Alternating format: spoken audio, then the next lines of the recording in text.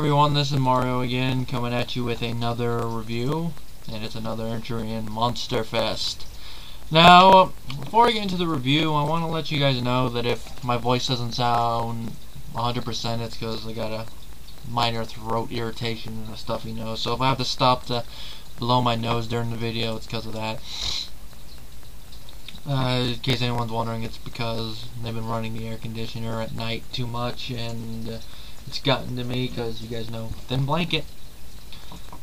Well, it's not going to be a problem at night because I'm in my longer winter pants. But anyway, today's review is of a movie I've known about for I think a couple years now. I've had an AVI for a while. I forget when I got it, and I've been meaning to watch it. I first heard of this movie like a movie I did last year, The Man They Could Not Hang, via the Angry Video Game Nerds' annual Cinemassacres Monster Madness. This is one I looked up and found because it did seem interesting. It, of course, is the Columbia Pictures release from 1944, starring Bela Lugosi, The Return of the Vampire. Now, this film is one of the reasons why some people think that Bela Lugosi played Dracula more than once, well, more than the 2 times he actually did play him, you know, because he only played Dracula twice. In Dracula and in Abbott and Costello Meet Frankenstein. Other than that, he never played Dracula. Of course, here he played a vampire, which this movie is basically an unofficial Dracula movie. That's basically what it is. As David J. Scowl in the book Hollywood Gothic, The Tangled Web of Dracula from Novel to Stage to Screen put, Columbia Pictures hired Lugosi for Return of the Vampire, in which he played Dracula in all but name for copyright purposes. The vampire's name was Armand Tesla. Which, after watching the movie, I can really say that. And I'd say if you're a fan of Dracula, I'd say give this movie a watch for curiosity's sake. As you can tell, I am a fan of this movie. And I don't think it's officially on DVD or anything, so I'm going to keep the AVI, and I'm actually happy I got this in my collection now. And like The Man That Could Not Hang, it's not that long. It's only it's about 60 minutes, a little bit over an hour, so it's a good watch. Now, the plot of the movie is it takes place in 2 different time periods. The beginning, it takes place at the end of World War I, and the rest of it takes place during World War II.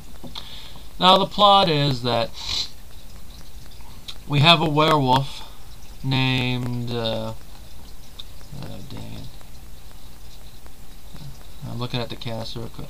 Dang it, forget the werewolf's name. Oh, I know, it's kind of, I know it's like, oh, you can't even remember the character's name, I know. Luckily I got Wikipedia in front of me, so I should be able to find it.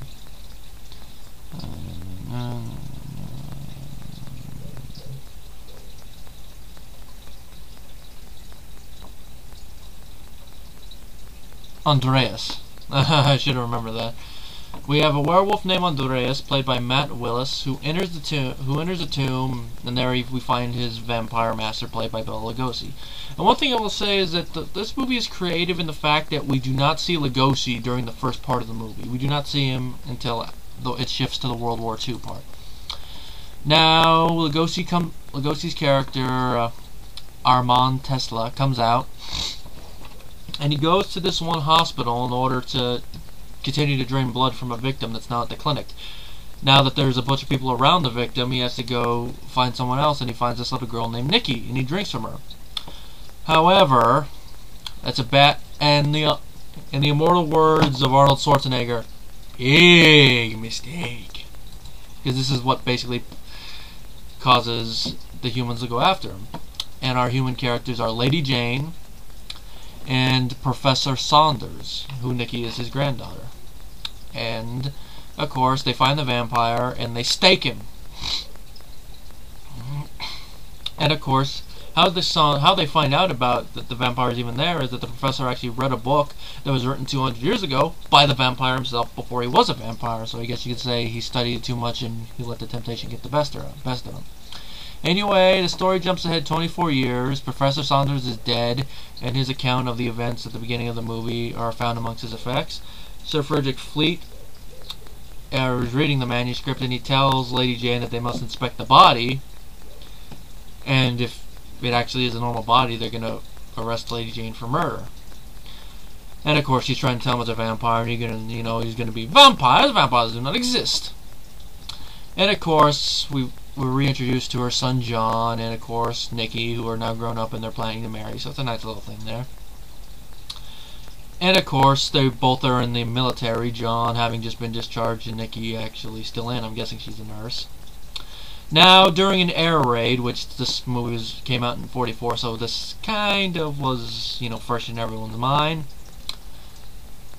The body is where they put Tesla's body is basically disturbed, and as it's being reinterred, they pull the stake out and he's revived. He puts Andreas back under his power and goes after Nikki, because in this universe, even if you just bite someone, if you're a vampire, they basically are a part of you now.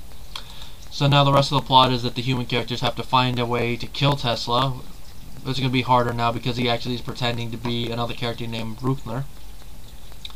They have to find Andreas as well. At first they don't know he's back under his power though. And they also have to eventually save Nikki. Now, if you know this plot, it sounds familiar. It does sound a lot like Dracula, especially with Lugosi in the role. So that's why I say it's basically it's Columbia's unofficial Dracula movie, and it's actually very well done. But the thing is, like Dracula, it's basically we don't really see him coming from the foreign land. It's kind of hinted, but we have the vampire character who comes from a foreign land to feast on new blood. He has a servant who has supernatural strength. In Dracula, it's a madman in the form of Renfield, and here it's Andreas, a werewolf, which I have to say is kind of an interesting twist that it's a werewolf. Granted, the werewolf makeup, it's not as spectacular as, let's say, the Wolfman, which is now considered to be the granddaddy of all werewolf movies. But it's still pretty good. And of course, the werewolf does not act at all like you would expect. He's kind of intelligent. He's articulate. He'll get wolf-like if he's fighting, but he's basically just a wolfy human.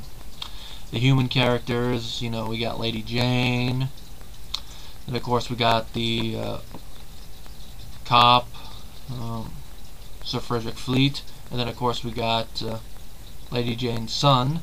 It's kind of like the Universal version of Dracula if you think about it, because in the Universal version we had Dr. Seward, we had Jonathan Harker, we had Mina Seward instead of Mina Murray, so it's kind of like that. Just switching the characters around a bit, so you see what I mean. It's an unofficial one, hence the confusion about how many times Lugosi played Dracula. Now, I haven't seen Dracula in a while, so I can't say if this film is as memorable as that, but it's not that bad a movie. I mean, the sets and stuff are not built as well as the Universal horror films, but it's still pretty good. And I think it was, it doesn't say on Wikipedia, but I think the movie was kind of successful. Now, the director, I don't know any other stuff he directed. Like, the director was Lou Landers. He directed movies such as The Raven from '35, which I have heard of that one at least, and I do want to watch that one day.